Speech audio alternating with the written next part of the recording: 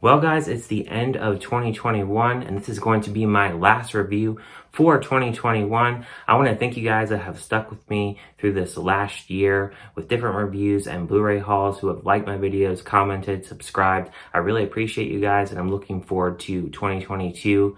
The film I'm going to review today is the new A24 comedy film, Red Rocket. This is directed by Sean Baker, and he's directed films like Tangerine and The Florida Project. Now, without further ado, let's dive into my review.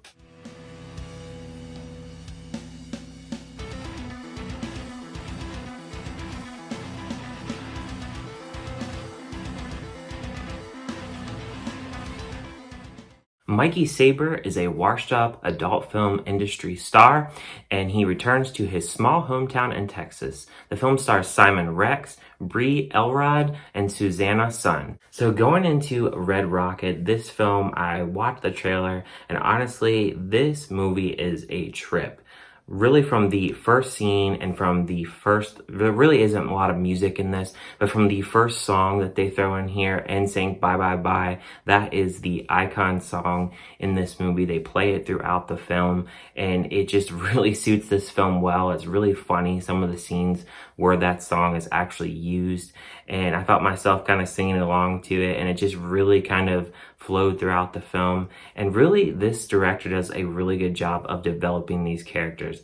Now, I'm not going to say that I was necessarily rooting for these characters, because they're not really the best of individuals. They do a lot of stupid things, and this washed up adult film industry star, Mikey Saber, he goes back to his town in Texas, and he is going back to a wife that he really hasn't had any respect for. They really haven't had a good relationship. She lives with her mom in this kind of crappy kind of house, and they really just don't respect each other. And she's cheated on her, she's cheated on him, and it just really isn't really good qualities of people. And throughout the film, you kind of see that a lot with these characters, and there's not necessarily where you're rooting for them, but there's just so many funny situations that happen in this film. And this guy, Mikey Saber, he's not really motivated, and he doesn't have a job, and he's just living for free pretty much at this place. Even though they want him to pay rent, he's kind of living for free. And then he kind of has a way of trying to get money, and the way he does that is selling drugs. And he's just kind of a crappy person. He's in his 40s, and he really doesn't know what he's going to be doing with his life. And then as the story progresses, he meets this girl at a donut shop, and she's 17. And I know what you're thinking, Licorice Pizza all over again. However, this is completely different how his character is, because he is much more so manipulative. He really plays his character down to a T. He just knows ways to lie and convince people to do things.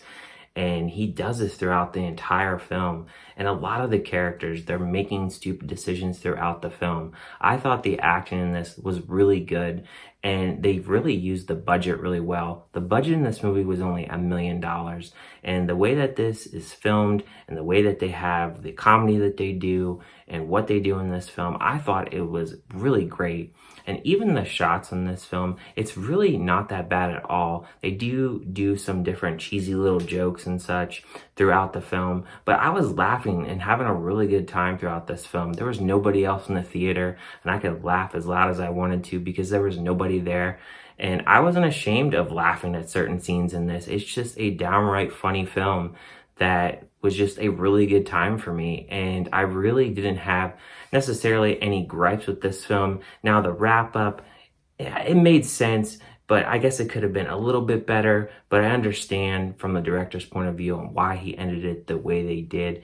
And it kind of reminded me a little bit of a small scene from another 80s film that I saw called Fast Times in Ridgemont High, just at the end. I'm not going to say any more than that, not to spoil the ending, but it was just really interesting how they kind of wrapped up the film. And my final thoughts on this film is, this is a intentionally gross, funny movie that has some really dark moments, and a film that has a story that is told of kind of the pit of America. The director really paints the picture of the pit of America here, and throws in the most darkest comedy that he can really do in a film.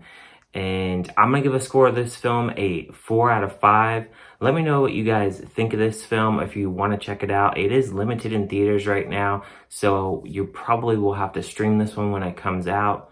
But thank you guys for watching this review, and I'll see you guys in 2022. And stay tuned because I will have my top movies of the year and the worst movies of the year. Thank you guys for sticking around. See you guys next year.